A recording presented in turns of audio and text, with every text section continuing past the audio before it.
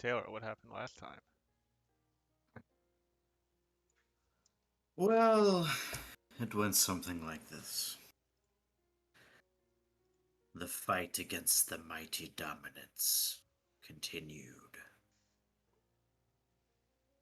Love unleashed a flurry of magical energy. Sir Coven foretold the future of the Secret Sword's victory. Ilavati unleashed a fiery fury upon her foes with the help of her flaming fox Bozilla. Kor and Turkara lay waste with brawn and bravery, the likes of which has been untold for many ages. Although friends were consumed, assimilated, and turned against us, we were victorious. Takara at the helm of the mighty Dominance's demise. With the quest seemingly complete, our Sahuagin allies departed. The Levati and Sorkovan burned the vegetative remains of the Dominance with flames of fury, reduced to nothing but ashes. Lilavati salted the ground where the Dominance once was, sealing its fate. The secret swords ventured back towards the room just outside. Lilavati stows wild ash, powerful but shady plant, and the party retrieves extra provisions of bitter hogweed. Eventually, the secret swords ventured to the temple's treasure room. Those who lived in death assailed us, but we overcame them. Kor and Turkara empowered themselves with these creatures' lightning-channeled armaments. Various treasures were looted from the treasure room, including potions, herbs, arcload, gold, and keys to the temple's many locks. The secret sword struggled with whether a curse would befall them for their possible transgressions against the Water Temple. Sorkovan briefly tells Yobasul that he will return to relinquish him from his seemingly eternal arcane prison. He asks Chakara to channel her divine senses, whose character, dismayed at the truth she revealed. And although Lilavati asks Chakara the same, she seems to be free of the dark path that Sorkovan is following, despite their shared blood. Love is contacted by Mihi Majid, the minor antagonist with the coolest name ever devised. Love, are you there? We need you to take care of something urgent in Utamanyu. Of course, what's the mission? Go to the lumber camp. Ranford will tell you of the details. I'll be there as soon as I'm able. Tell us when you arrive there. It may take a few days. We don't have 3 days. Be there as soon as you can. I'll be there soon. Don't disappoint us. Sorkovan, with the help of Love and Turkara, frees Neymar and Aoi. Yobasul is left behind, but not before telling us that Aoi is a creature known as Scum, once humanoid. However, their mind was taken over by an aboleth, a foul creature from the ancient era. This is the true identity of Juran, the being that Aoi seeks. The secret swords reunite now with more allies, though Lilavati asks whether we are to be the keepers of Neymar and Aoi. Once the party realizes that we can't leave Aoi to their own devices. Lav and Sorkovan break the tragic news to Sanajit and Zianya about Amba's death and assimilation, though Sanajit mostly had figured it out for himself at that point. Sorkovan tries to connect with Sanajit, but the latter turns scorned. Luckily, Lav manages to stay Zianya's fell hand before anything truly dreadful occurred. We make a few plans, meet a bunch of people in Eochora, blah blah blah. I start to get a little hazy here. Maybe One of you can fill in the blanks.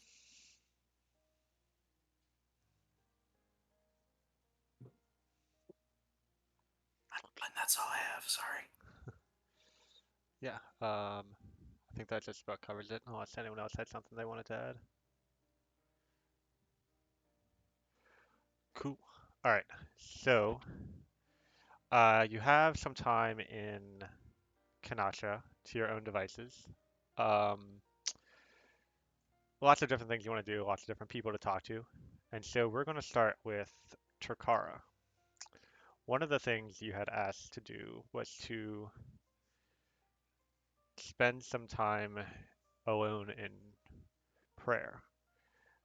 Specifically, um, you kind of spend the better early morning hiking in the jungles around um, Kanatra, not too far from town, enough to stay within a safe distance. But you find a hill that kind of climbs up out of the tree line. It's not an easy journey to the top, but you're resolved to do so nonetheless. As you hike up this hill, um, what's on your mind? Um, Takara is wondering, mulling over the very long couple days that the party just went through, um, and is thinking about the fate of Kanatra, um, and what will happen to it, and all the dangers that it faced from more than one source. And it seems to be a place in need of a lot of help. So she's just kind of gathering all of these thoughts as she prepares to start to.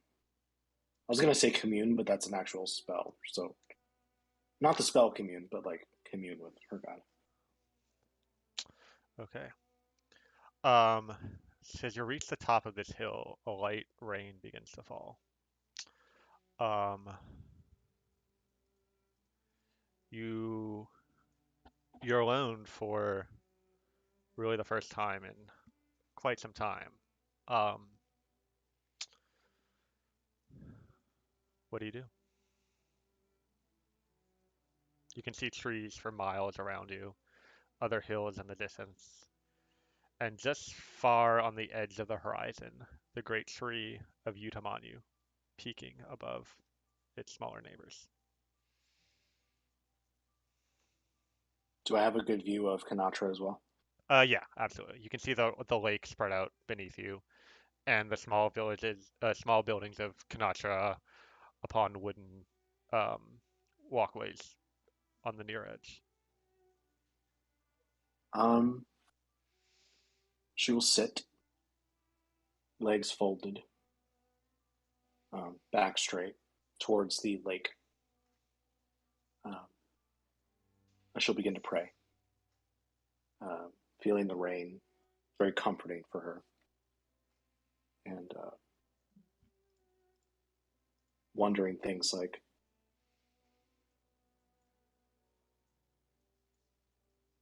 there are many dangers in this lake. We have cleared some, but not all. What is to be done? And she's putting that question out into the rain clouds and Havoc himself.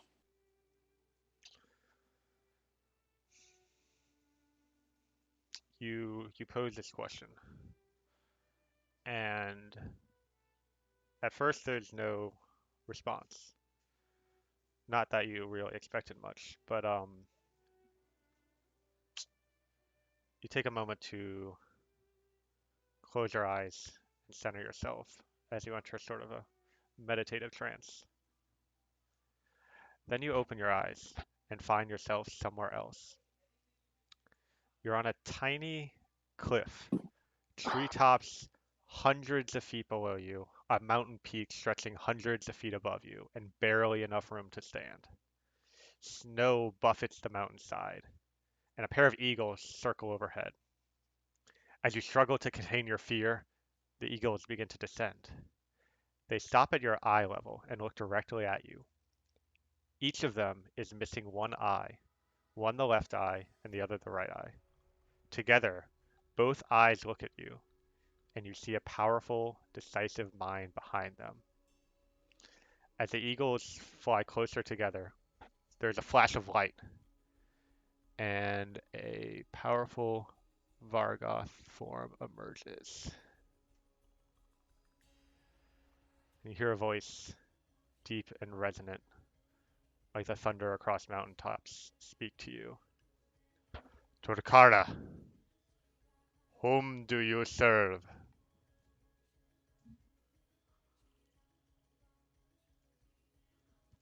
I serve Grunhejar, but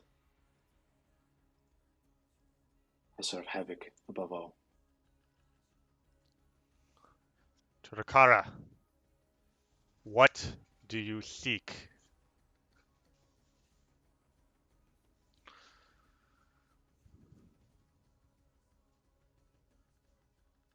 Ability, decision,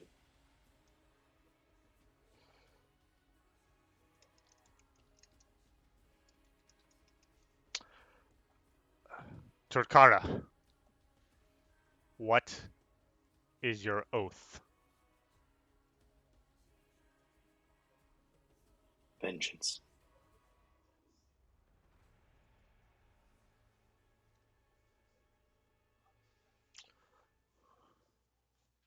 Turkara, what vengeance do you seek?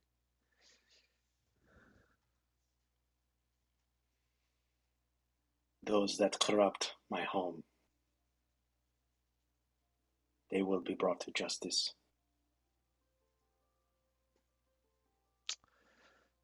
Turkara, observe the neglected. Your vision changes, and you find yourself in the body of a similar eagle, half your vision blind, with a long beak in front of you and sharp talons grasping black stone beneath you. You're at an open window, observing what seems to be a war room in a castle built of solid black stone. Large windows reveal a shadowy landscape beyond, with no plant life and dark, cloudy skies without a hint of sunlight. In this room, several strange individuals gather around a table. They are all quiet until the large doors open and a figure enters. At this point, we're going to do a few things. So there are, well, 7 people in this room. 5 of them are your characters. One of them is Balakai, and one of them will be played by a guest. Oh? In a minute. Is it a cat? Hello. Oh, I was. Hey, so I think all of y'all have met James at some point or another. Um, What? Who's James? so, um, Why? so y'all, as I said, you all find yourselves in a The male large, model. It's not just. Oh, it's James. you you find yourselves in a large war room. Uh, and now kind of you're all assuming the roles of your NPCs now. So you're in the Silent Citadel, the castle and keep of Balakai the Passionless, known by many on the material realm as the God Hunter.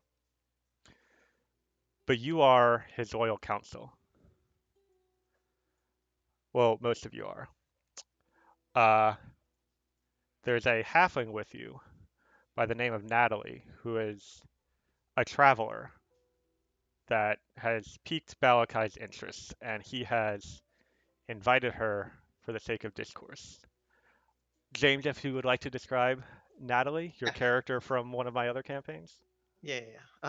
Natalie is a um, little halfling cleric. Shows the sign. What's the? I always forget the name of the god. when I need it. Sabrar. Sabrar has a sign of symbol, a holy symbol of Sabrar sitting on her on her around the chin on her neck, in priestly robes. Quiet, but a little spark of mischief in her eye. Yeah. All right. So that's Natalie. Um, and then this is Balakai. He stands at the head of the table. His great black sword, known as Deicide, held in front of him. He stands motionless. Um, Liam, if you would like to describe and introduce your character. Oh, you're Muted. muted. Thank you, thank you. Yes, he's a mute god hunter. I am a mute god, yes. I am a large black-scaled dragon, although it might be hard to notice the black scales as the majority of my body is covered in exposed bone and flesh with a greenish brown eldritch energy seeping throughout. A very large Draco Lich like being. And Chris, how do you pronounce my name? Uh, Sarglamira. Sarglamira, my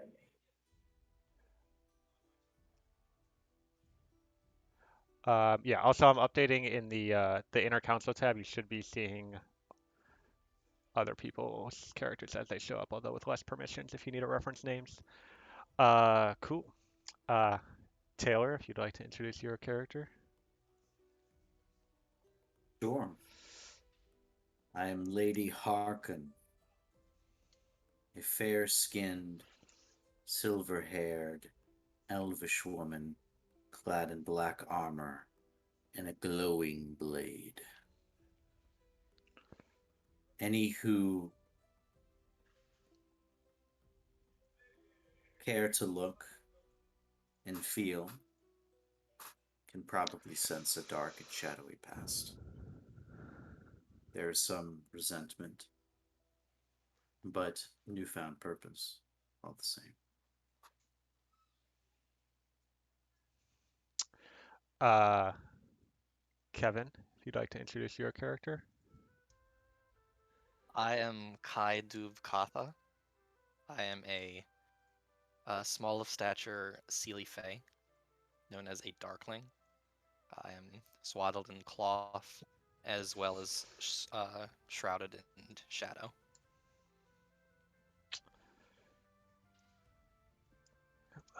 And Joe.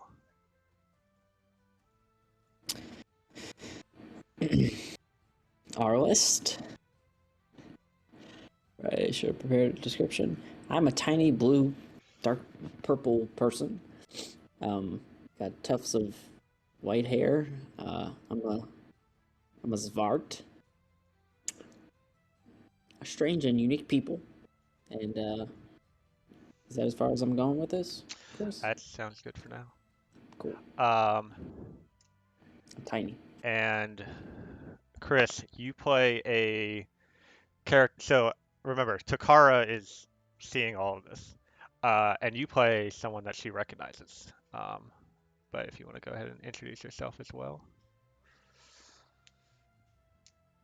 So there's also Sazaron, who is a dark elf, I think is what its race is described as. Shadar Kai. Yeah, it's not dark elf, but very similar to dark elf.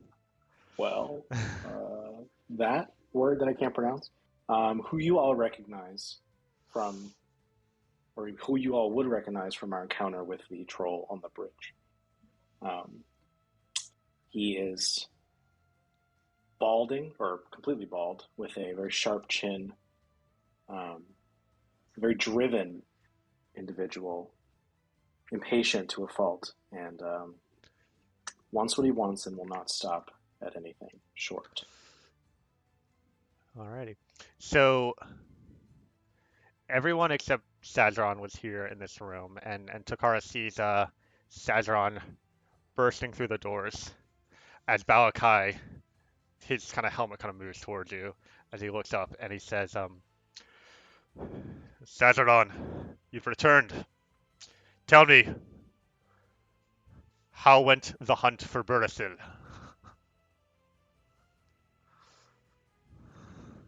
Oh shit! Like I actually have to respond. Okay. Yeah, All right. and I'm again, here I now. I'm know on the same page. this is a lot all at once, so if you need to take a moment to collect your thoughts or ask me questions or whatever clarifying, please go ahead. But No, it's fine. This is good practice for a DM. mhm. I don't know his voice. Imagine husky, dark. Also, I I mean, guess. I wrote a lot about these characters, but please improvise and take as much liberty with them as you want because that's just more fun for me to have stuff to work off of. They all establish. Um, Cesaron gives a little bit of a bow of respect, but not too much. It went poorly, and he leaves it at that.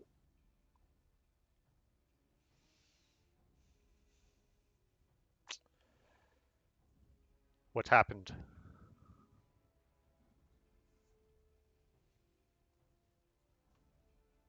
We were accosted by a band of fools, lunatics, and a troll.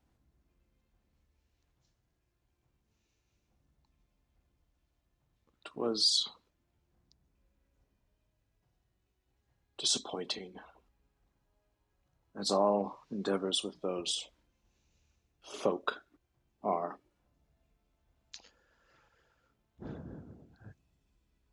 Tell me more of these miscreants. Were they raiding bandits? Were they Deepwood wardens?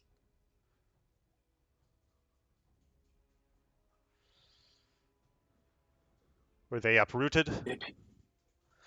No, they were not uprooted. They appeared more mercenary than any organized band. They claimed to be contracted by Udamanu, a motley crew, one might say. A tiefling, a Vargath, a dragonborn. Two tieflings, in fact, and a human.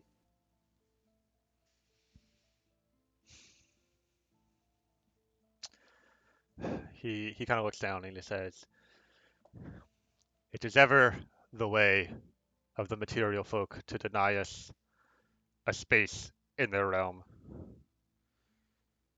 But that is why we must continue on our path.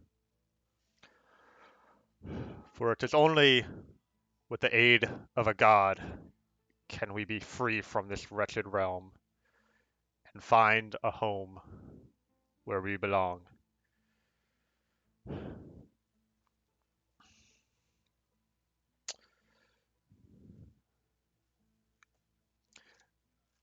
The the measles had reported that Burasil had descended. Were you not even able to get any information or confirmation of such a fact?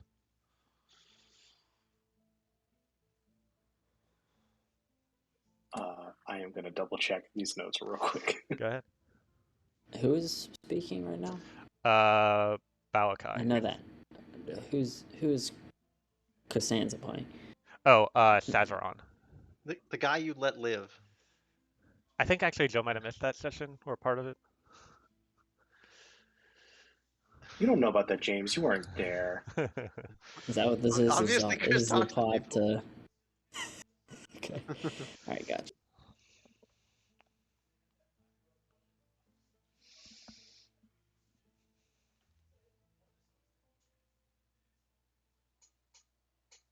Okay. I'm sorry, could you repeat the question again? Were you not able to find any information of Burisil or confirmation that he had descended to the material plane?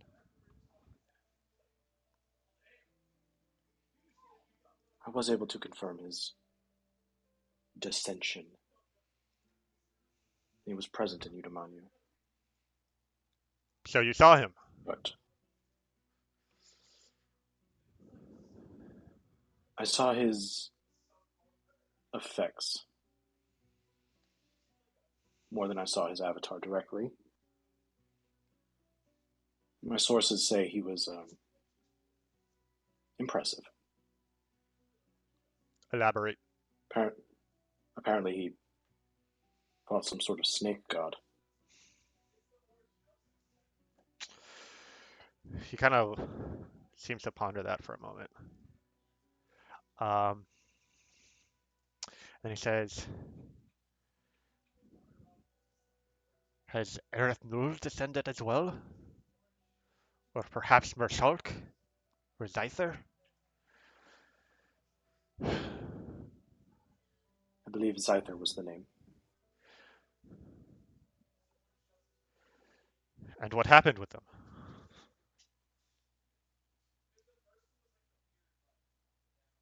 They battled. Many mortals were killed. Wasn't clear how he got there, but Zyther's avatar is no more.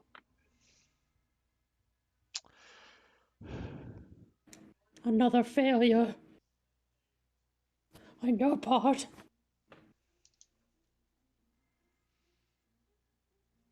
Are they talking to me? Or Yeah. Thinking about you. Stay your tongue, Harlist. Sazaron did his best.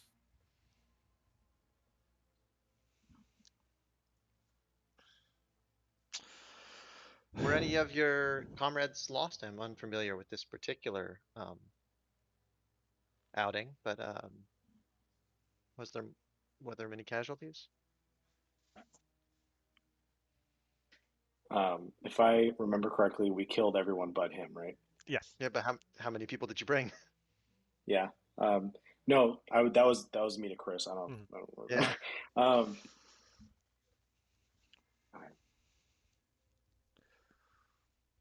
I'm the only survivor, but You'll have to excuse me again. I was not there when you were sent. Do you actually? I want to. That's a question for anybody in the party. Chris, did you have? Natalie actually cares about people dying. Yeah, So no, like Sazaron was the only one. Like all of this okay. information is new to everyone except for Sazaron.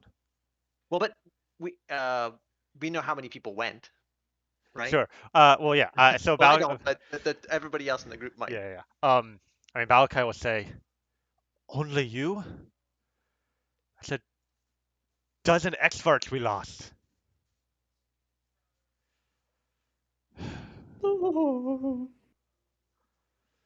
That's troubling. it was a culling.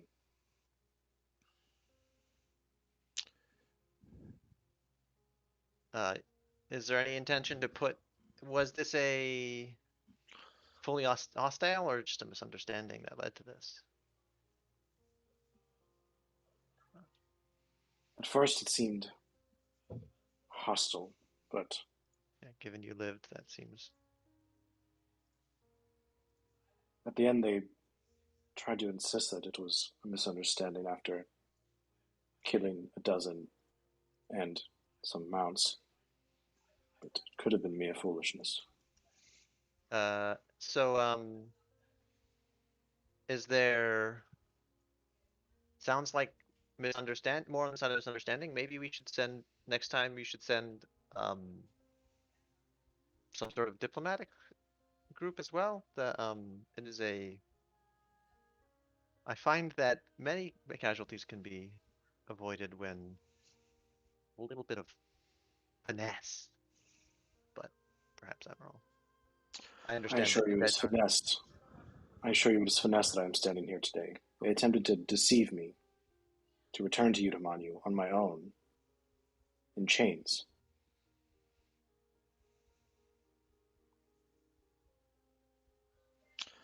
It's unfortunate. Our people were pleased to serve sacrifice to this end. Sure. But if no one had to die, then we could have done without death. That would have been cool, I think. But yeah, fair enough. Balakai turns towards our list and says, I am sorry for your loss. I understand how few of you there are of you, and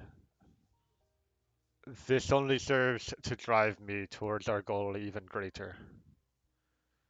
Yet the question remains, what action do we take next?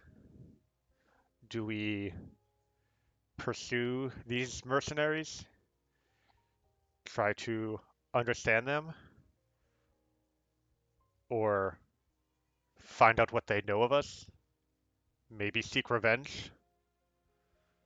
Or do we rather concentrate our efforts on Burisil, determining if he is still descended and what we can do about it? A third option is to abandon those plans altogether and search for another god. But many of our leads have run dry.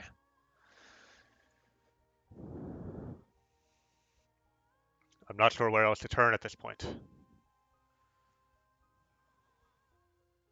Balakai, you are our leader. And in your judgment, I trust. But these mercenaries worry me. If they were able to cause so much damage, even inadvertently, who knows what they're capable of if their sights are focused and they learn of our plot. Do Yeah, as you will, but I will always follow you. yeah, I hope making enemies is a poor plan, I think. Uh, but I think I tend to agree, Natalie. However, it seems like that's the course that they chose for us.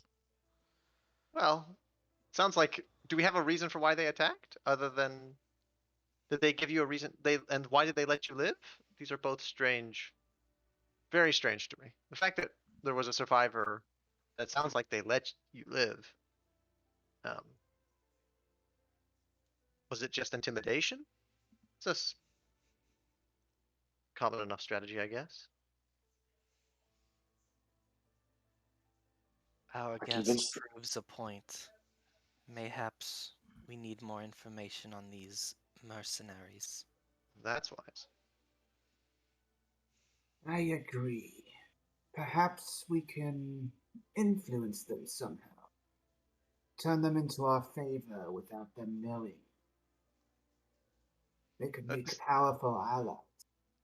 deception, I find, is a dangerous game, but a fair one. But either way, deception or simple um, negotiation are both tools. Mercenaries can be bought. Do you have not have valuable things to offer? I don't know. Hmm. I have a question for DM. Mhm. Like, obviously, my character would know what the ultimate goal of Balakai and this group is. Yeah, I can clarify that. Okay. So he basically gathered all these different tribes of people, the Exvarts, the Darklings, uh,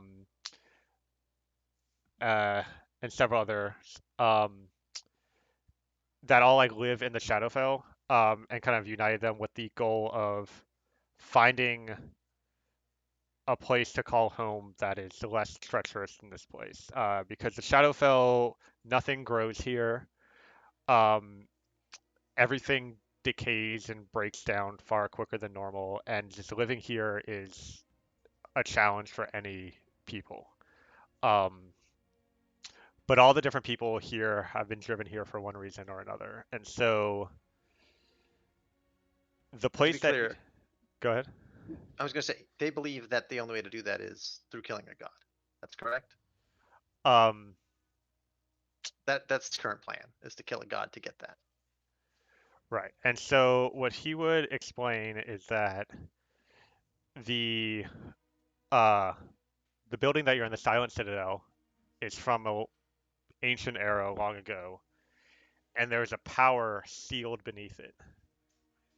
And this power um can only be unlocked. Um, and he has been vague about the details, but he seems pretty convinced that if with the god's help, this power could be unlocked. And he's trying to explore different avenues at that point, to how to accomplish that. But finding a god interested in helping these people has been a challenge for him. Okay, so first of all, these races were driven to the Shadow Fell by whom? Is it Different the same reasons. entity? No, different reasons for different races. Um, But the entire race species were driven to the Shadowfell? Like, is it that all these species together have done some great treachery to Eochora? Or is it more like the sins of the father were passed to the son? more of like thousands of years ago, um, these people came here and they've been living here ever since. And there's different reasons why they came here, but it's like, and these are like all very small races in their number compared to like humans or elves or tieflings or half orcs. Um, and most of them, like they're mostly races created as a result of magic or something to that effect. Um, Okay, and he needs the help of a god or the death of a god to activate this power? Or is that um, a question yet to be answered? I think the way he would have expressed it, and that your NPC characters would understand it, is the death of a god would 100% make it work. He is he sees that as a last resort, but a potential necessary last resort. Okay, and he's struggling to get the help of a god Yes, to aid him. yes. Okay. Okay. With all of that, Lady Harkin would say, not to anyone in particularly, but I guess sort of in response to Natalie, um, who's to say that these mercenaries will see our true plight and realize that our path is the right one? I don't trust them. No, that's fair. Uh, If if I may, my lord, He nods to I you. don't trust these. I don't trust these mercenaries either. In fact, they seemed quite dull. However, whether we negotiate with them or murder them all, they are connected to Manu, which in turn is connected to Burso. Our action, I think, should be to go after them first. But to what end? Murder, deception, or diplomacy? All of the above. We try the least painful first, but we all know in this room, we all know, all negotiations end in murder for someone.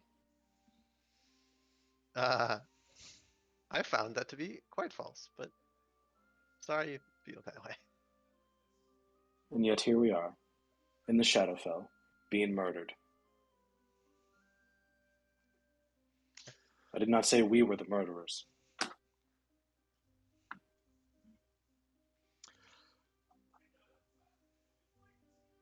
Lady Harkin just nods approvingly of what Sazaron says.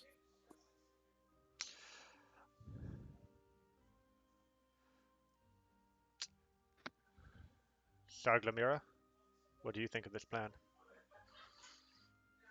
Hmm. I believe killing them should be a last resort. I say we learn as much as we can about them before making a decision.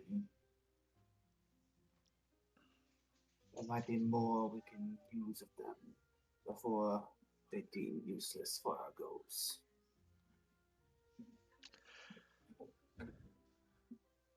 Kai, our list. That you were to return to us, Sazaron, speaks of their at least willingness to parley. Although I do not recommend initiating an encounter with them on that basis alone, I feel that we need more reconnaissance. Some spying seems definitely valuable. Just getting some eyes on them, figuring out what they want seems valuable. Some of which I've already done. Before I returned here, they were headed to Kanatra. For what purpose? It's unclear, but it seems to be on more Udamani business. They work for the god? Bursa? Oh, I sorry, hope you pronounced Bursa. Why, that. sorry. They seem to be contracted under Udamani.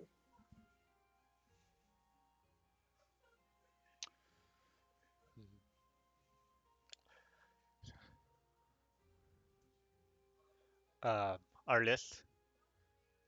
I feel like, I mean, your people are the ones who suffered most under their work. What do you think?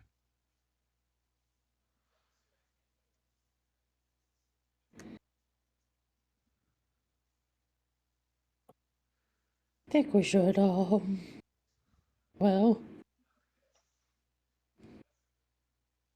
kill them. No. Talk to them.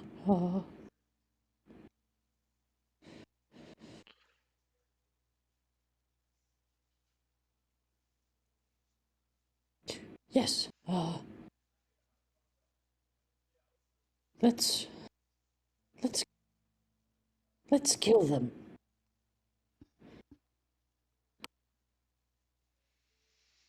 Hmm. Maybe we should put it to a vote then, if we're not all in agreement.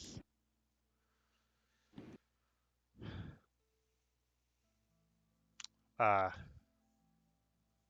Sagdameyer, what is your vote?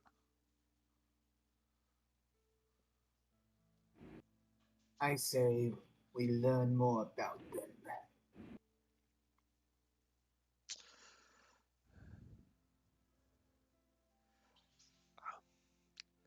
Lady Harkoon? Someone must snuff out the flame of their ambition. Let their foolish desires be put to rest. Kill them.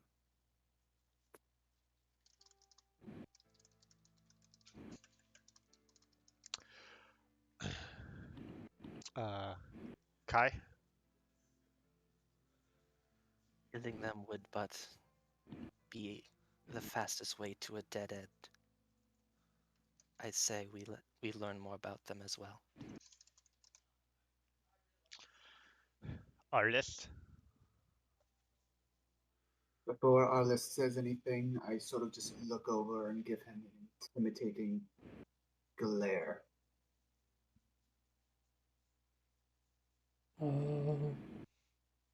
Well, I I agree with them. And I point to the people who just spoke. That's what we should do. We don't want to needlessly waste any more rat lives.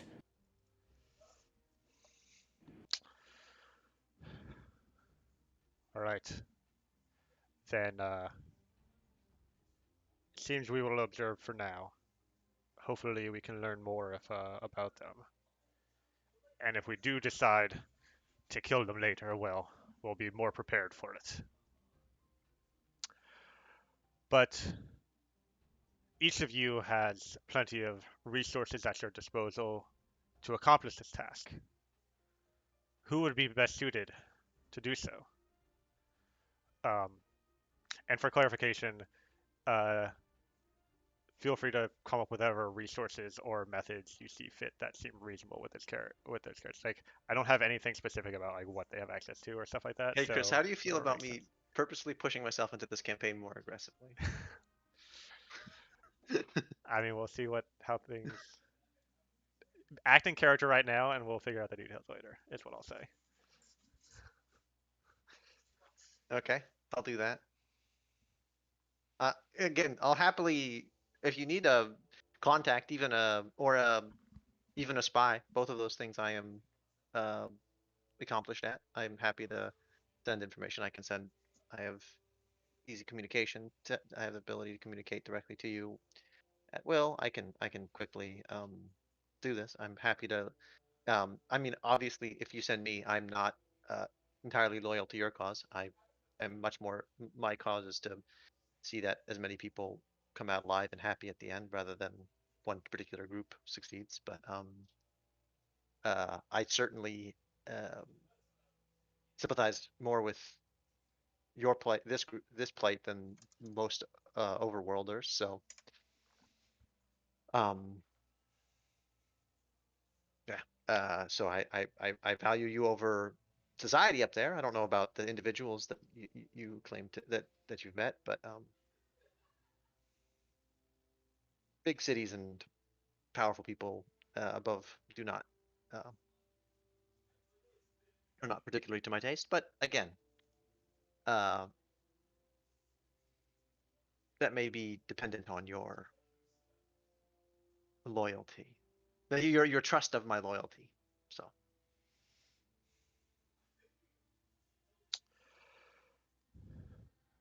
An interesting proposition.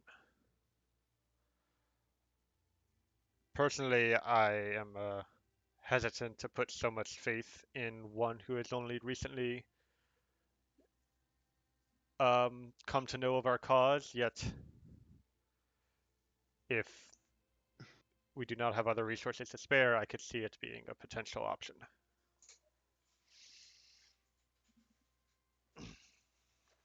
Well, in that case, who among us has greater loyalty than I, my lord? I understand that I did not get the results we wanted, but I vote don't they recognize in you if you're doing agreement. reconnaissance? It seems like someone they don't know would be better, but Let me finish. sure, absolutely. Sorry. That was in character. Yeah, I understand. was Mine was too. okay. I'm actually in agreement with you, Natalie. I was going to vote to accompany you. I know the region. I've been there the most recently. I have my contacts still. I may not be the one to interface with them, however, I can lead you there, and there would be no question of loyalty. Sure, I don't. All respect to you, but I would still question my loyalty in your presence. I am a proficient liar, deceiver. I can disappear in a puff of smoke. I don't want to. I don't know. I don't know. I've never dealt with you personally, but and I deception is not one of my is not with you is not my intention. But I'm happy to do it. And I would love a personal person again, making sure I'm not like completely backstabbing you guys. Excellent, I can do that. I'll be there talking to them, and you'll see it. That kind of thing. Happy to do that. Happy to have checks and balances. I, for one, believe that we are inviting ruin into our group. But if it is not my will that will be done, I would name another. Katha. She's clearly the wisest among us and has the most subtlety. That is who I propose should seek out these mercenaries. It should be her. It should be Katha. I agree. There's still so much we don't know of her. She's subtle.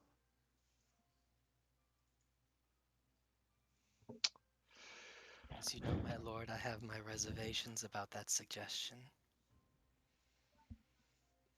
I can do what I can. I can do all I can here to rally a call for more eyes and ears on the surface, but I'm afraid that plane does not mix well with my people.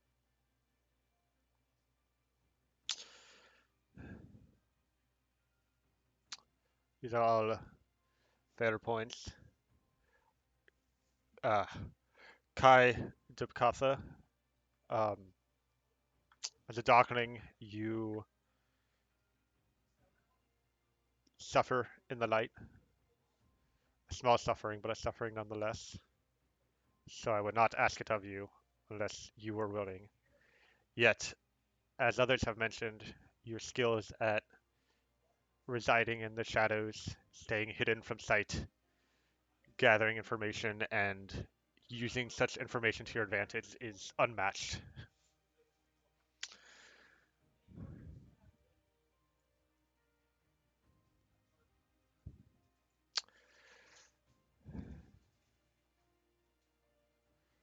The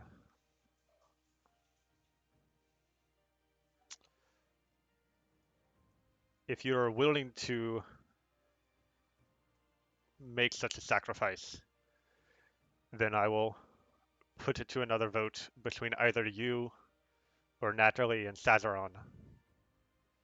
If not, though, I would at least hear other options before committing to the outsider and the youngest among us.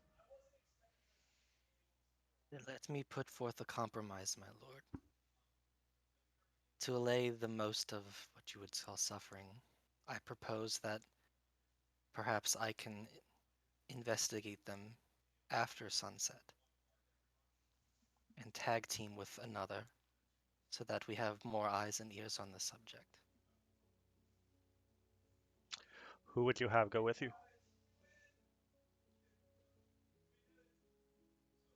Though I am trepidatious to trust this our guest, I agree that having Sazaron getting closer to them would lead far too many alarms going off and would jeopardize our intent.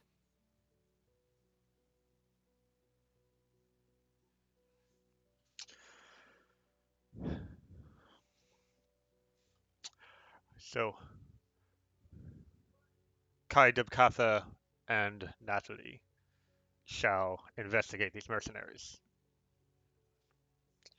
Before we settle on this, are there any other proposals or ideas? Speak your mind while you have this chance.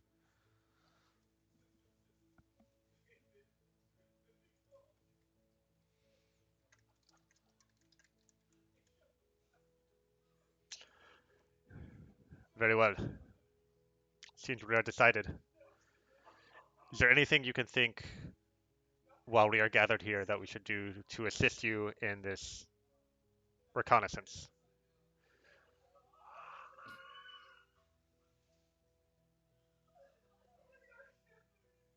I would speak with Sazaron later about the region and its people, its locations that he may provide insight into.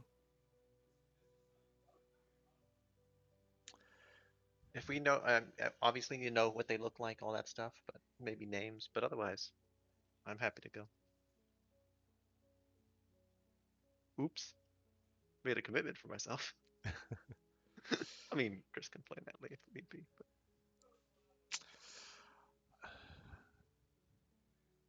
Very well. Good luck to the two of you. I thank you for this service, and I am looking forward to seeing how Natalie proves her worth to us. yeah. happy to do what I can. And with that, Takara, the vision fades. Yeah. Um, James, you can stick around Thanks. if you want, but that's I know all I'm now. gonna head out. Thanks Okay. all. Yeah. I appreciate doing that. It's fun to me. Peace out, James. Yep. Yeah. So fun fact, Natalie was its character in one of my other campaigns, and after that campaign ended, I was like, "What do y'all want to do?" And Natalie was like, "I want to go find out more about the God Hunter, who now is becoming relevant in this campaign." So that's how she got there. But anyway, um, so Takara, um, your vision returns to yourself. This time on top of the mountain, victorious where once you only felt fear. The rising sun greets you, as does the two one-eyed eagles from before. The same flash of light, and you see havoc before you. These people are arrogant. They are vain. They are imperious. To believe that a mortal could kill a god, and more so to even attempt it, is utter and inherent weakness. Yet such misguidance and passion will drive many mortal souls astray. Torkara, I call upon your oath. Destroy these so-called neglected, just as you did your own parents, as their existence is a blight upon the will of the gods and the benefit of all peoples. And your vision Takara. fades. Oh shit. Yeah, Okay. your vision fades, and you find yourself alone on the hilltop in Sharoner once more. Um, Takara's heart is racing, and she is experiencing some sort of mix of blind fury and pride that she'd be entrusted with this. Um, but she just says, "So you speak, so it shall be."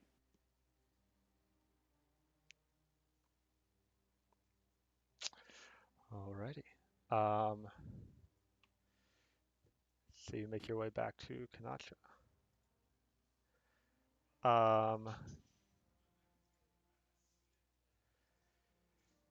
So got some other things happening for this little downtime. Um,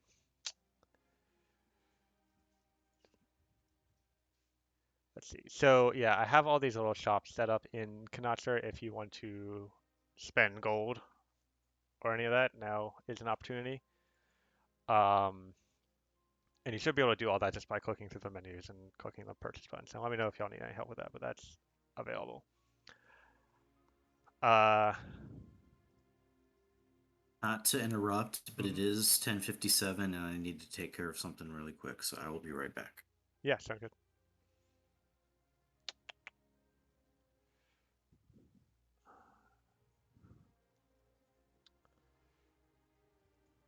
So core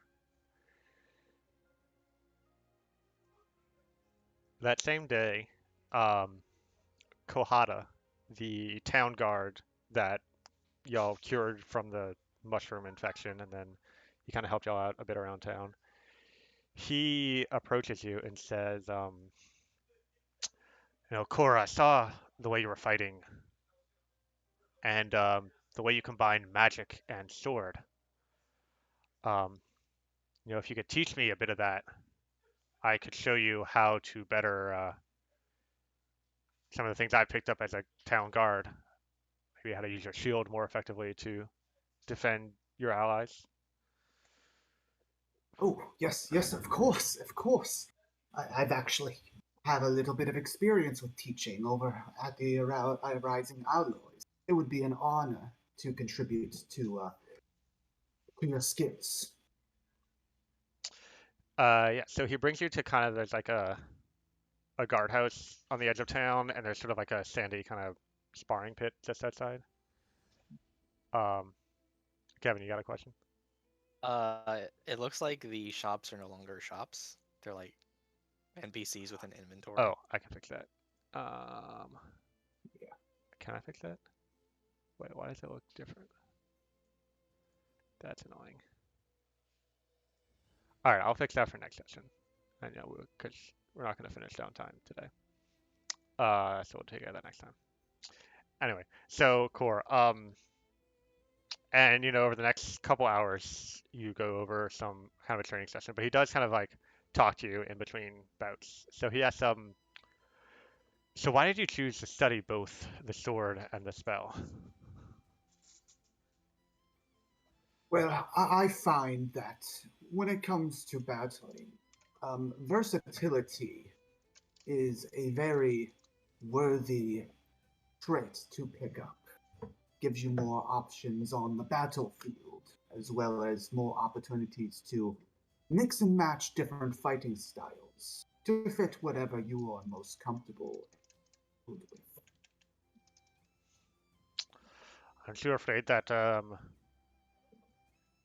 you'll just lose track of all these different options and be outmatched when a particular skill set is needed? Well, I do believe that speciality is important. However, if a group of soldiers become known specifically for one type of combat option, it can be easily exploited by their enemies. Rather, a mixture of focusing on a particular style as well as a mixture of versatile styles will keep your opponents on their toes. That way, you'll always have an option available whenever you may face. At least that's how I look at it. That makes a lot of sense. Um, so has magic's always seemed so dangerous. Has it ever backfired on you?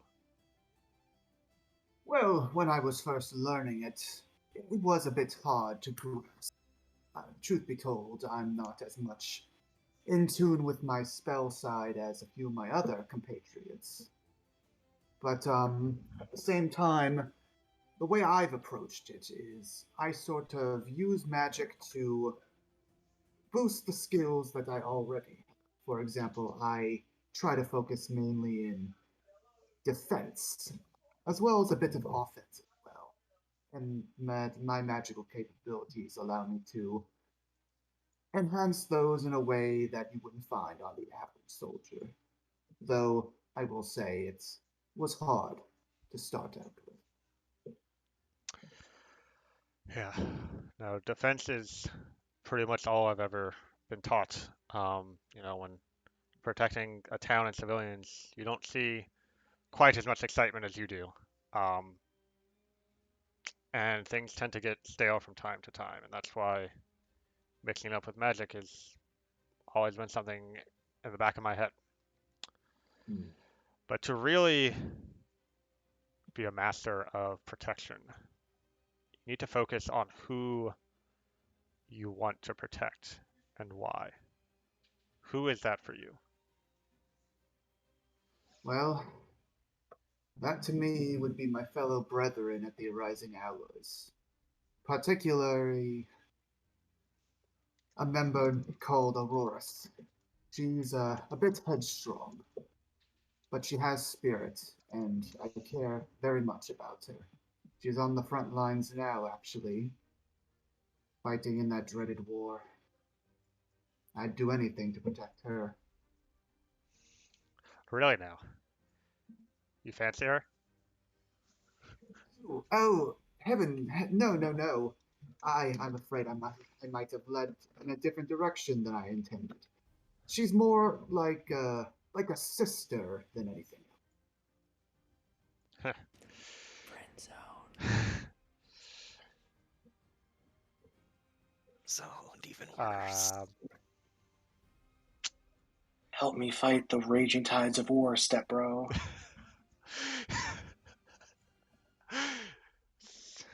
well, you must travel all over the place helping out the allies. Um, yeah, I love Kanatra, but I don't get to see too much of the world. We get travelers from all over the place, but life is complicated here enough. I'm happy to kind of stay in this little corner and keep the people here safe, but my sister, well, she's a traveler like you. I haven't seen her in years, but she periodically sends money and news of her travels back to me. Why, her last letter said she was talking to a strange, short, bearded creature in Freecaster who mentioned that a yellow dragon had fled to the Scarstone Hills north of here. Can you believe it? A yellow dragon. Who's ever heard of that? You don't hear it very often, do you? I mean, we've seen our share of red, and then legends always talk about the traditional five: white, black, blue, green, and red. They're never yellow. This fellow must have been making it up.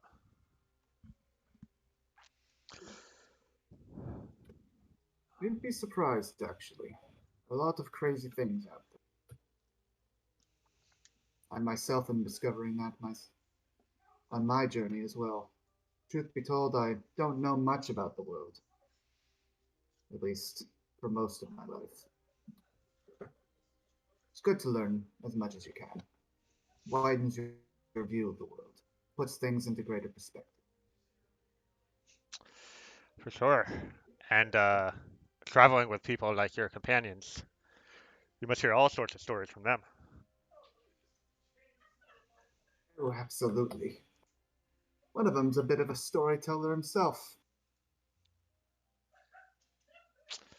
Uh, and with that, we can jump over to Sir Coven's ability. And with his training, you do earn the Martial Adept Protection feat.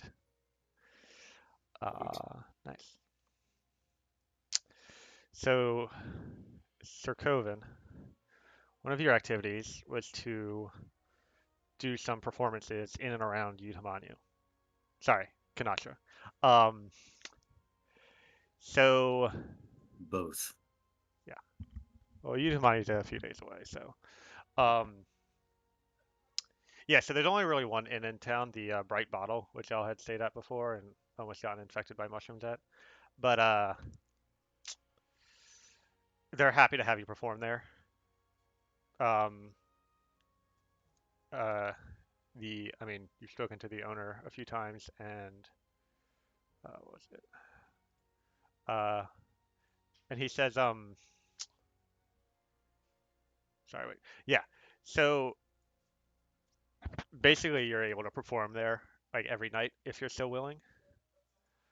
Um, Go ahead and make a performance check for the first night. Okay. So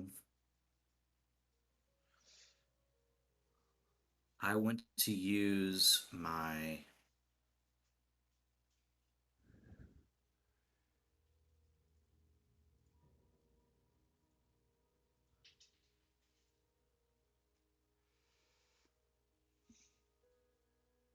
gift of foreknowledge. Hmm. Um, Moving forward, how would you like me to show you the role? You don't need to show it to me as long as you just remember to do it and then keep track of it. Okay. Yeah. In that case, And I'll also total would say be for downtime where we have like multiple days, it's okay if you just want to say like you don't worry about it and then you just remember to use it for the last day. Um, as we like move back into normal time or whatever, but go ahead. okay. In that case, the total would be 27. All right. Um, so you put on quite a show and people you earn 54 gold in tips and you get the sense that part of that is your excellent performance and part of it is people kind of repaying you for what you've done for the town. Um, but let's see.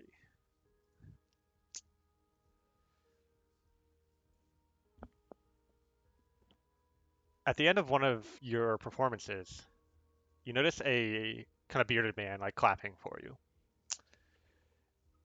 And then your vision kind of flickers and for a few moments, you're seated at a table. Around you is your wife, your parents, your 4 children, all enjoying the meal. Wait, your children? No, no, no, these are his children. But the joy of serving them food, that's not his anymore, that's yours. This delicious joy, all for yourself. Sir Coven deserves happiness, not this man. And then next thing you know, you're back at the bar, kind of stepping away, grabbing a glass of water, and preparing for your next song. Do I see the man? Yeah, he's still there. He kind of sat back down at his table. There's another man and a woman sitting there with him. They're eating some rabbit soup.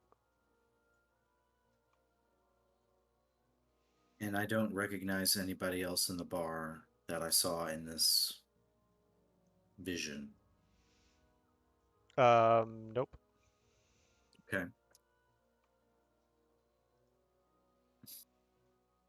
Do I see any of my friends here at the bar?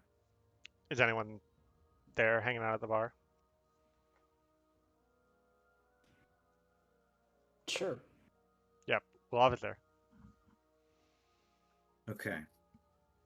I go over to Love and I say,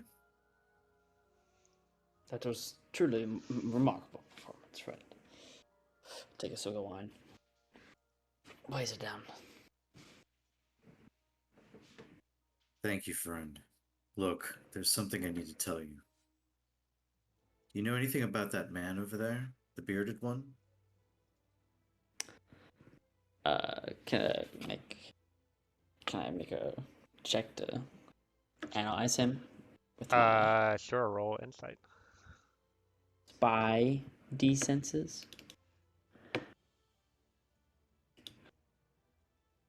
You said insight? Yeah. Oh my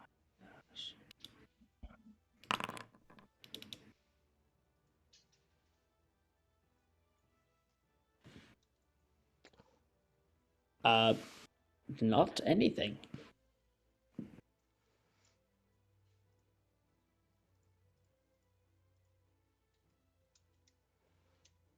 Why? Do Do you? I sort of look over in a nonchalant way.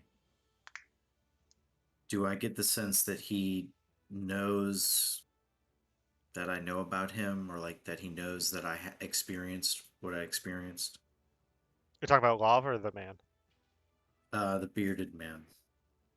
Um, Make an insight check.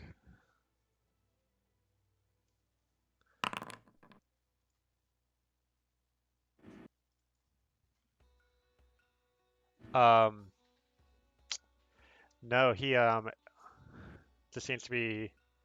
He seems to be like another kind of just commoner in this town.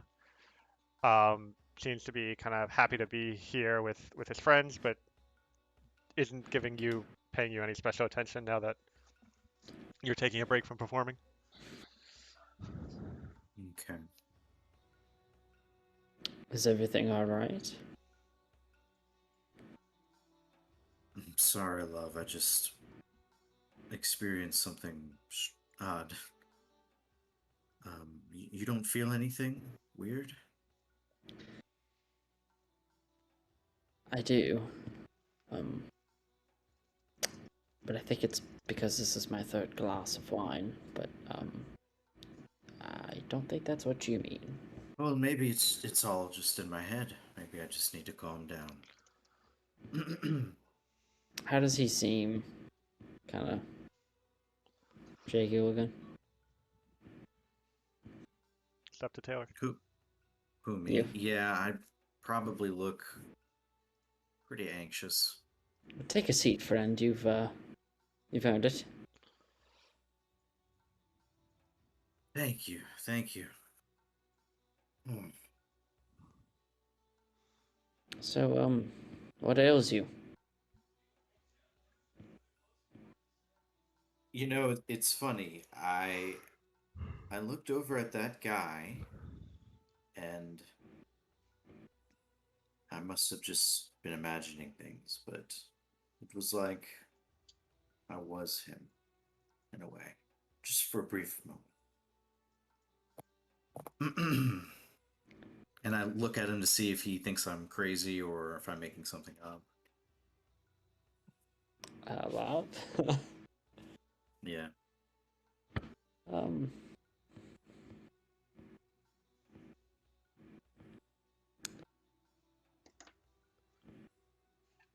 There's definitely concern on Law's face. Um. You know, there's been a number of kind of crazy things that happened lately.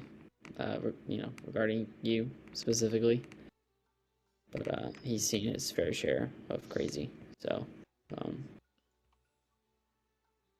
he's there's definitely concern for you, but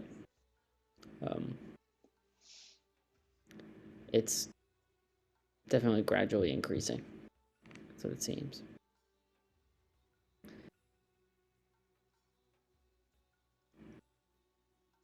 I never got to ask you. Were you able to do what you set out to do back there? Yes. And it was all thanks to you and our other friends. Did it help? I think so.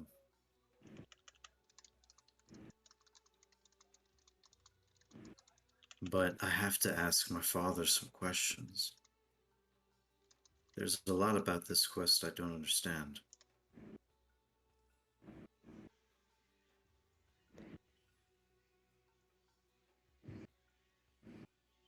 I know you're fond of him, your father, but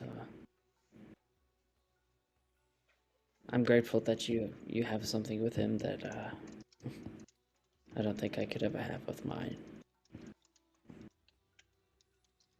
You wish that you could make amends with him.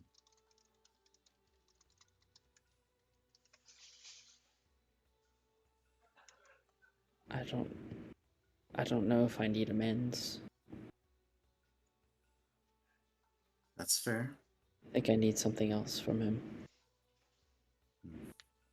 Needed. All my life. Well, I don't think he'll ever see that. So maybe But- you're right. that's neither here nor there. What I mean is, you believe your father's intent here is right?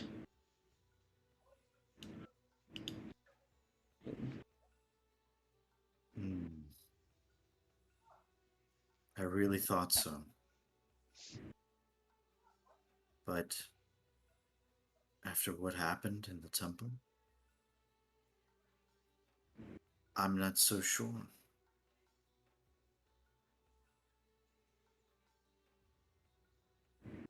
Don't lose sight of yourself. So, Kevin, like looking right into your eyes now. I I don't I don't know what to feel. There's a lot that's changing with our friends and our quests. I just keep finding myself making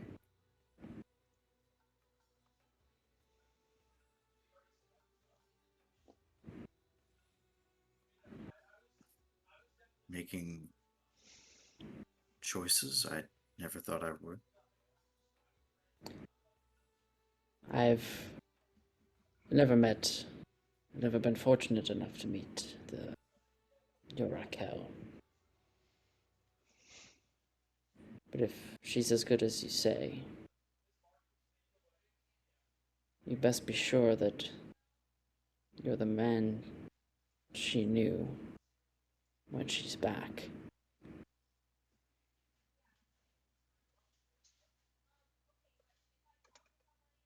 Because otherwise,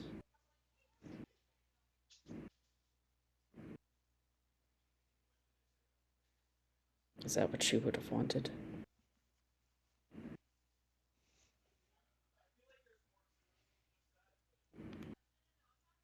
Anyway, can I get you anything? Yeah, I think I need a drink. Sure, I'll get 5. And I just walk over. Nice. Alrighty. Okay, and then let's see. I'm gonna say earlier that day, uh, Lilivati. Well, actually, no. Love. Mariella would have approached you, uh, and said, "So a lot of things happened down there, but now that we're out, um, what you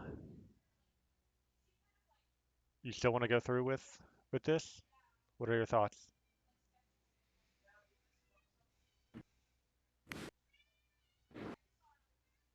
I've not stopped thinking about it since.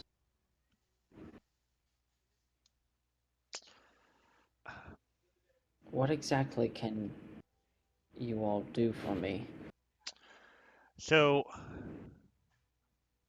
I can't do much, but another member of our order is not far from here. His name is Lek, and he's a little bit more familiar with, shall we say, bodily inscriptions than I am. He I can get in touch with him, but I need to know what to ask him.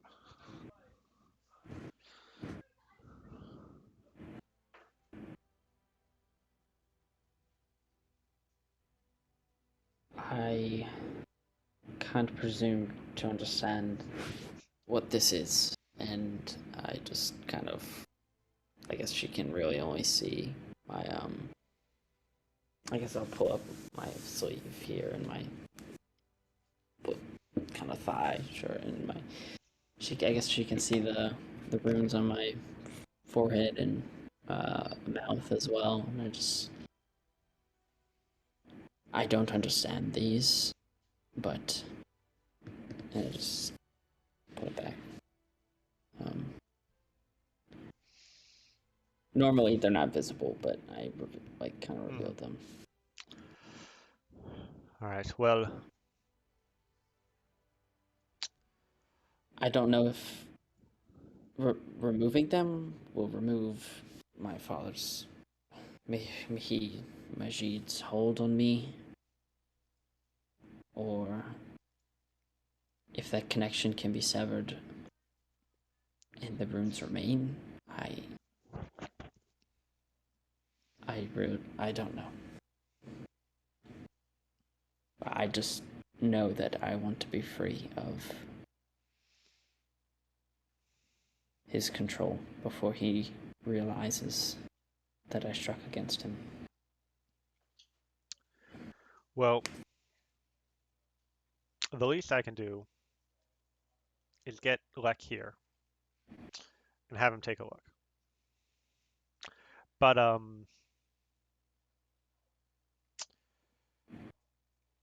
even that is a bit of a commitment, as he is. Everyone in our order is quite busy. There's a lot of information to collect, a lot of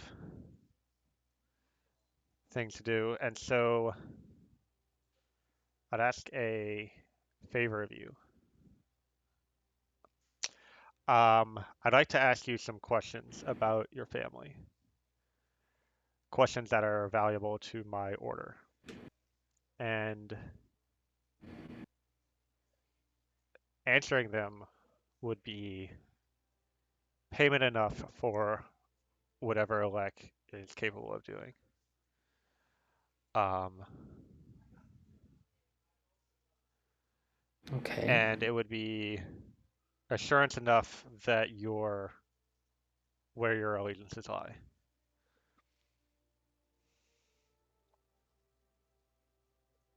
Are you still interested in assisting with our organization?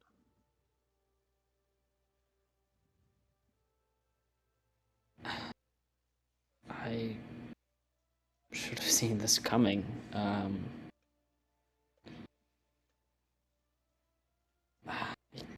I don't think I have any other choice. Um,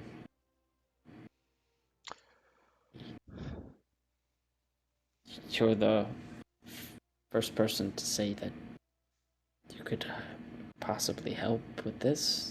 So, yes.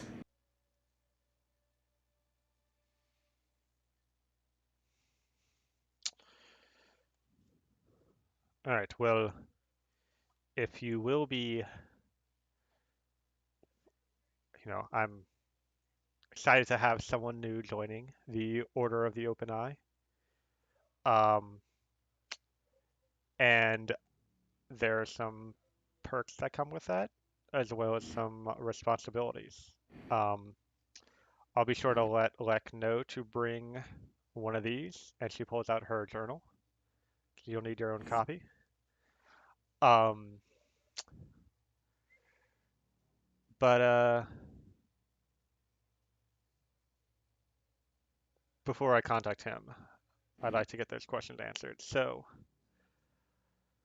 and she pulls out her book and starts flipping through it for a bit. And then she kind of looks up at you and says, um, how is your father getting so much Sharin wood? And if you don't know the answer to all these questions, I understand, but I'd hope that you could at least answer some of them to again prove where your allegiances lie.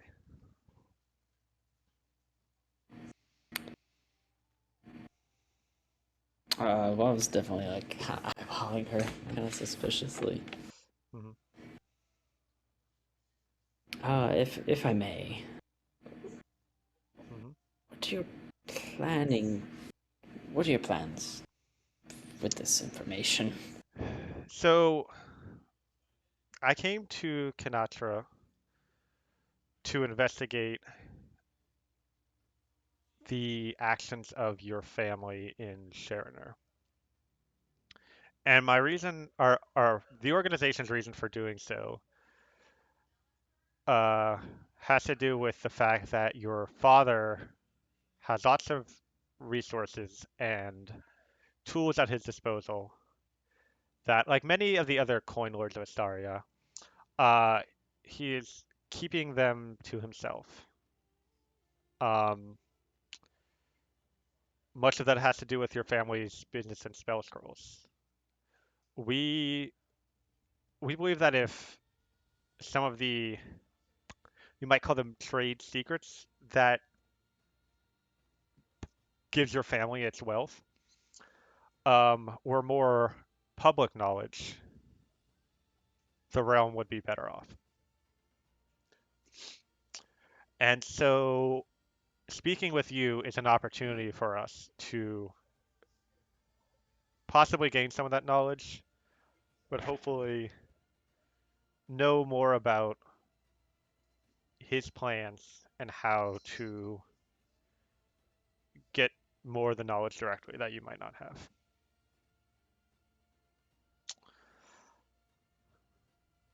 Okay.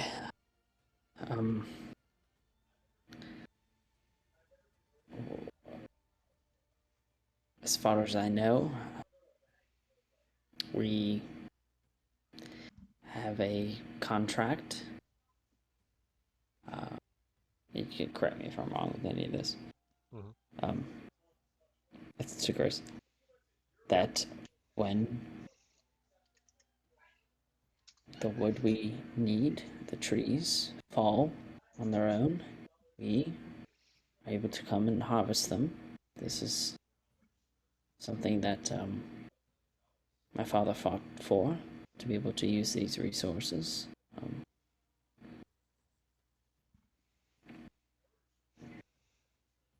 That's what I know. And your family is complying with those orders, and all of those who work for the Castives. You're suggesting otherwise.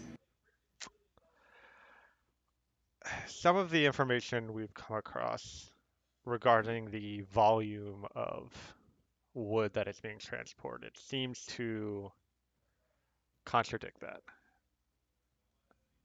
Yet, we've not found evidence on the methods of collection, and that is what we were curious about. That doesn't surprise me. Uh,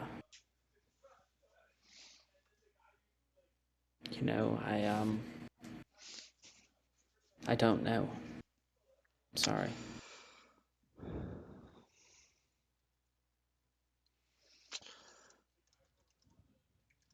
All right, that's perfectly fine.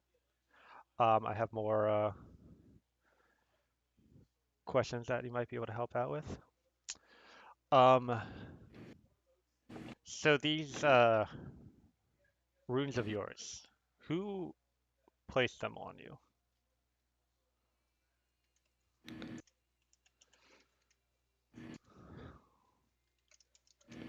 It's a dragonborn. Goes by the name of Mihi Majid. She starts flipping through her book. Mihi is a whisper. He's incredible and incredibly dangerous. I'm afraid of him. Do you seem like she knows who this is? You kind of stop talking, and then a few seconds later, she stops on a certain page and she says,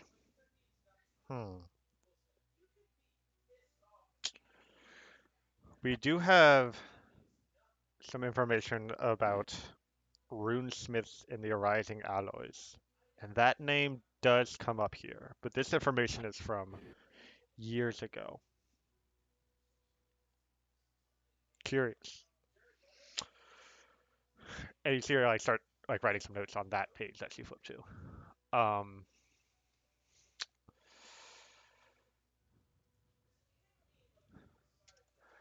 all right. Have you is there anything you could tell us about your grandfather on your father's side? Oh man, you made me pull up the freaking. Hold on. Damn, I feel like we talked about this, but I don't remember. I mean, what I remember from us talking about it was that I think you sent me a picture of him, but that was it. And basically said like Love didn't know anything about him, but I could use it with whatever I wanted. So Okay, can I if just make stuff up then? um, Or no? I mean Just I would say I say don't know. like yeah, like Love hasn't met him. Okay.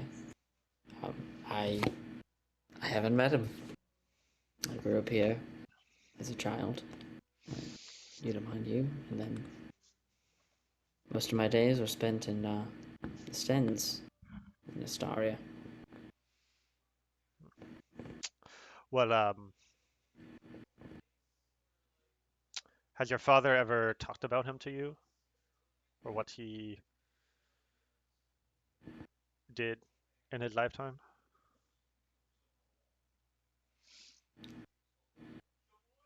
Has he? Um, no, I don't think he would have. No. Um, just a mention. I guess maybe one time. Don't I don't remember. I'm sorry. I see. Um, yeah, I mean, your grandfather is interesting to us because it was actually he who first built up the wealth of House Castive. Your father is an excellent businessman, but not so much the inventor and experimenter that your grandfather was. It was your grandfather who created the efficient method of spell scroll scribing that your family has become so wealthy with.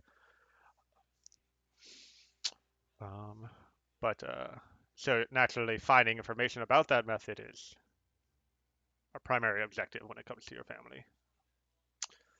On the other hand, we do not have any information about your mother.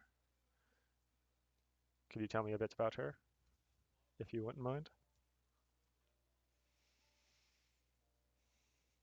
I don't think I will. Sorry.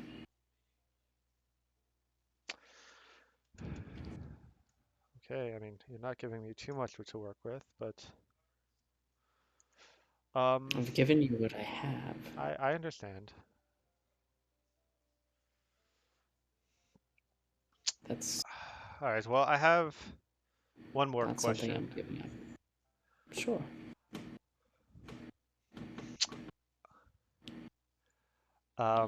How did your father survive the assassination attempt by House Ascends? What? What are you talking about? They sent a Shinari assassin, and the kill was confirmed, but somehow he was back at his job months later as if nothing had happened.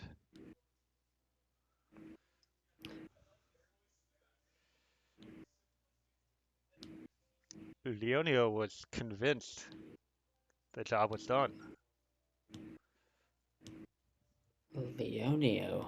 Of House Ascends, one of the rival families of the Castives and Tisitar, and well, Of course. yeah. Of course. Leonio sent him? Do you know of the assassin? No. Do you? We we have contacts in House Ascends. So again, this is secondhand knowledge, but still, surviving a assassination attempt by one of the Shinari spies is no simple feat. What happened to him? The spy. Probably sent to another post and been continuing his work against Astaria with the ongoing war and everything.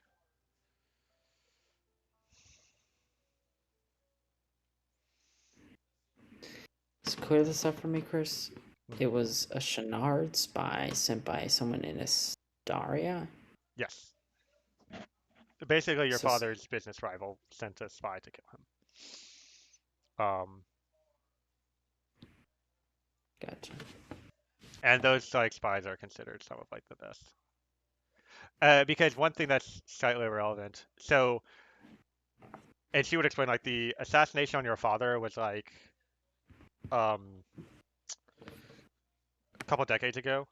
But the like something that happened a few months ago was Shenard and Astaria went to war against each other, and just a few weeks ago actually there was something called the Day of Equalization, where about 75% of the coin lords in Astaria were killed by assassins. Um, she's not referring to that though. This was a separate assassination attempt years back. Okay. But yeah. No, I would have known about it. Mm-hmm. Okay.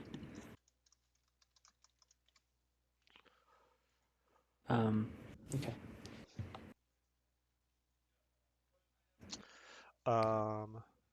All right. My Well, only suspicion was that it was Mihi Majid.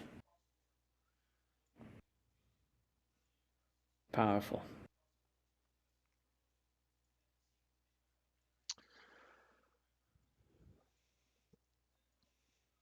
yeah. That is quite a useful piece of information. We will definitely be looking more into this Mihi. Um, but it definitely seems like whatever your father's doing to get all this extra wood is something that he does not share with even close family. So I might head to one of his lumber camps next to see if I can find out more there, where they collect the wood and prepare it for shipment. I'm planning to do that already. I could report back to you. Oh, that'd be useful. I mean, there's several of them scattered around, so can try to see what we can find at a couple different ones. I'm sorry I couldn't have been of more help. There's I'm assuming y'all are in like a room in the tavern or something. There's a knock on the door, and Lil Vati mentioned she wanted to talk to Mariella. So Lil Vati. Well, goodbye. Oh, I mean, No, I'll you can stay stay. if you want. It's up to you. I'll go. Okay. Goodbye. Three's a crowd. Uh, Lil Vati, how can I help you? I was hoping that perhaps you would have some insight onto what's going on in Jalakabo with the druids, or any information that may have followed. Hmm. Um, what Ah, happened with we actually have one of our agents checking in on that on the Zayas Council currently. She probably wrote some notes and flipped through her book for a little bit. Let's see here.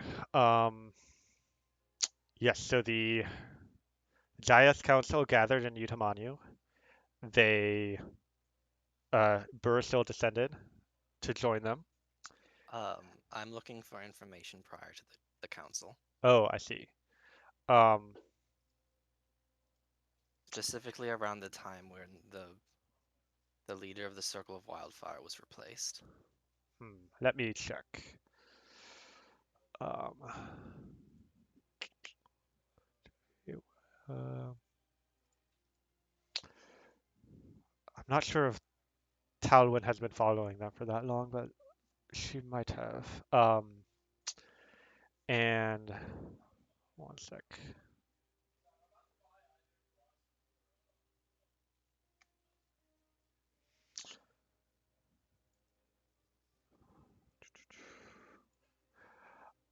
Yeah, so I see here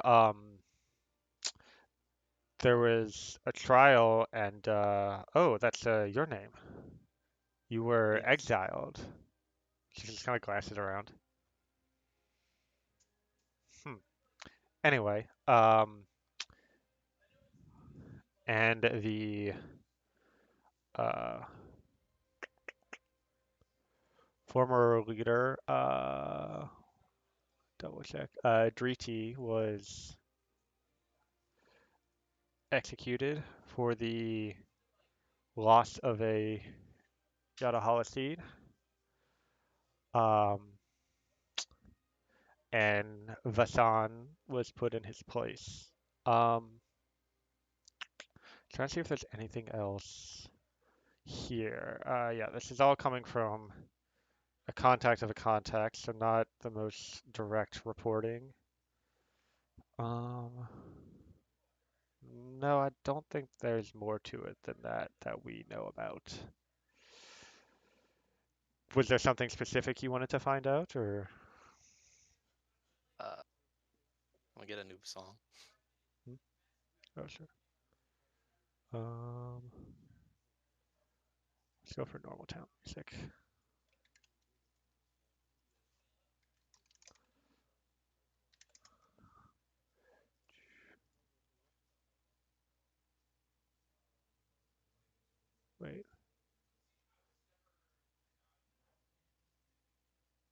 Is it like stuck?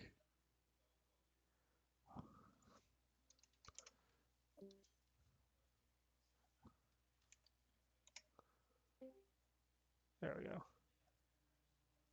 All right.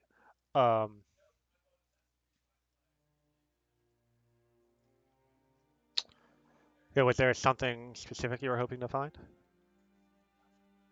It's under my.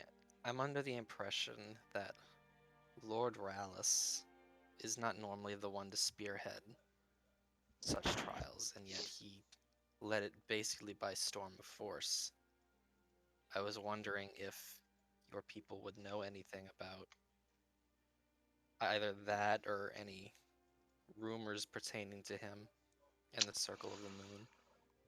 Yeah, I can look into the Circle of the Moon. There might be more information there. She flips through a bit. She says, hmm, yeah, Sorellis has been the Archdruid for a few centuries now, with Shyrus is kind of his second in command. Um, they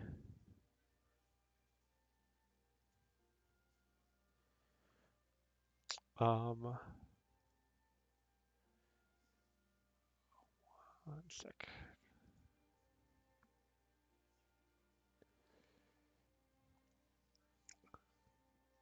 It seems that recently they've been having meetings with Shushanti and Sarupa, two other archdruids of the Circle of Spores and Caves, respectively. Not a, not Spores, typically. spores as in like the animal. Hmm? What were they? Uh, What are the? Spores Oh, and spores. Caves. I Yeah. thought you said Oh, boars. no.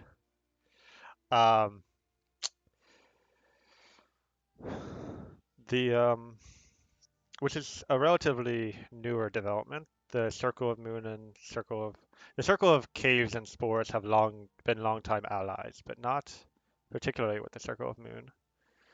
Um, and actually, the first of these meetings was the night before this trial. Interesting. So, Chris, that would have lined up with the incident, basically, or like around the time. Uh, yeah,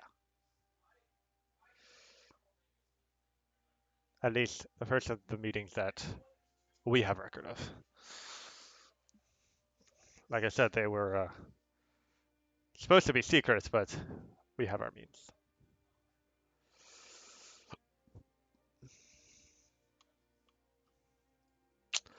Um,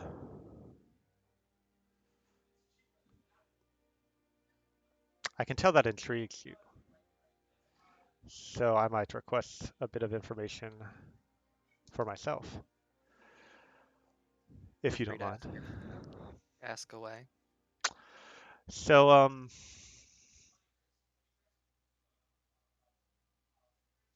you were exiled from your home. Do you wish to return? Obviously, you are still in Sharoner, but what was it, Inayan? If Briti was executed, then I have no real care to concern. No care to return.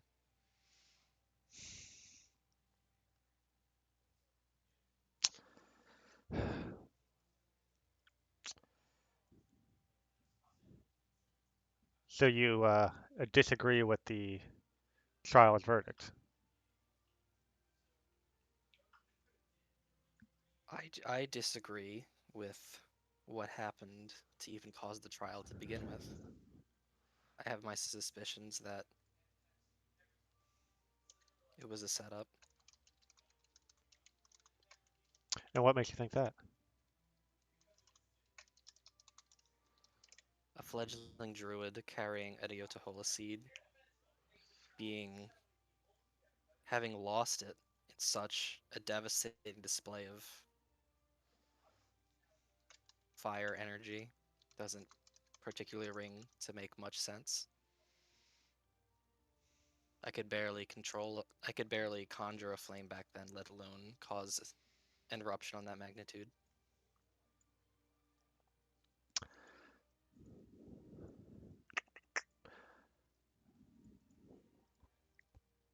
I suspect if Rallis really wanted his way, I'd be dead right now if it wasn't for a certain friend of mine.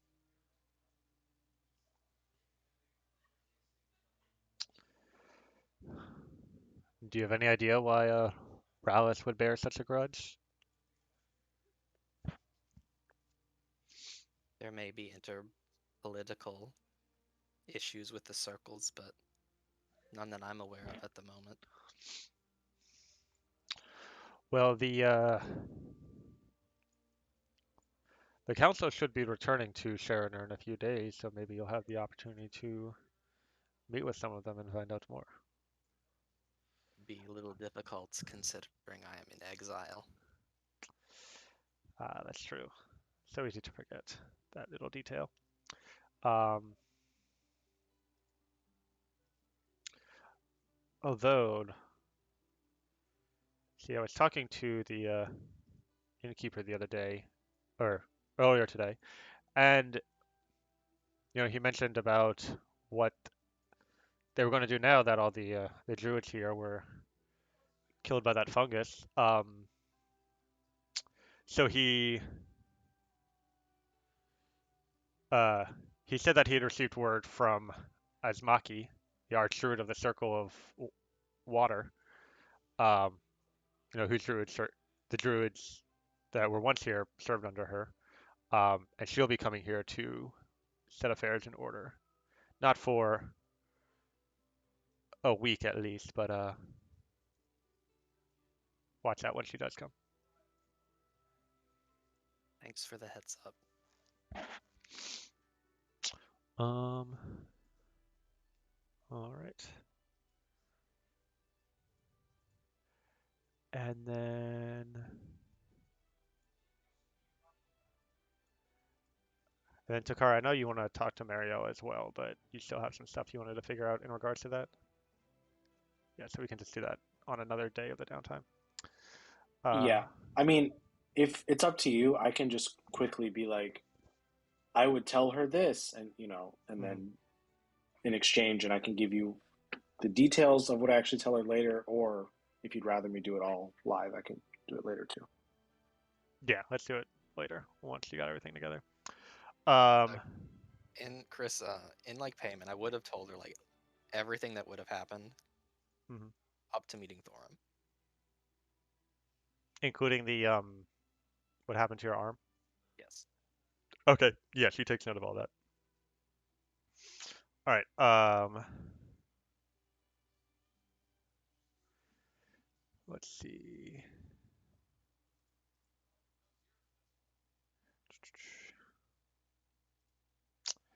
The um.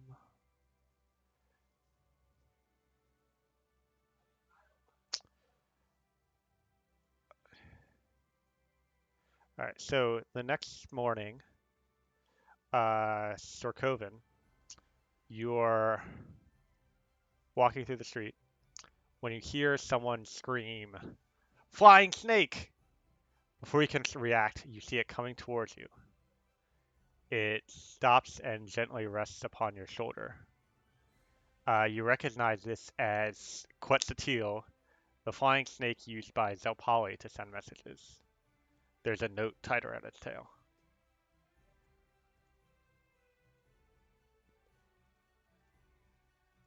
Tell her you're muted.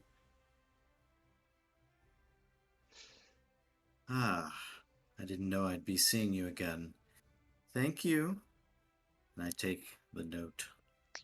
Okay. If you go to the Found Notes tab, there is a letter from Zelpali. Should I read it aloud? Sure. Go ahead. Sorkoven, we have learned much about each other. We both want the same thing: a chance to enjoy life peacefully with our loved ones. I have no quarrel with you. There is no need for war between our peoples.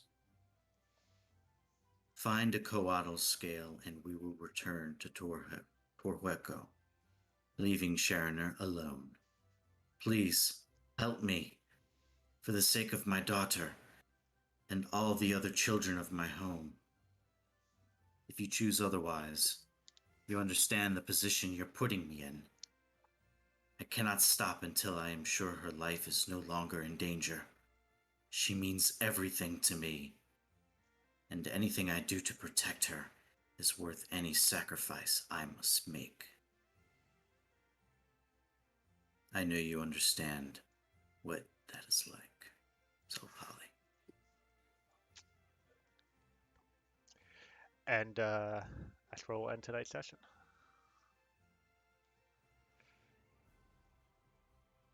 So thanks for playing, guys. Nice. Can I just say I killed it as a Smurf? Agreed. I didn't know that when I joked that I was the Svart, that one of us was actually going to be the Svart. Yeah. That was a 10 out of 10. Yeah, hope y'all enjoyed that little cutscene. And I don't know if up to Turkar how much of that she would have shared with the rest of the party, but We will figure that out when she talks to them. sounds good.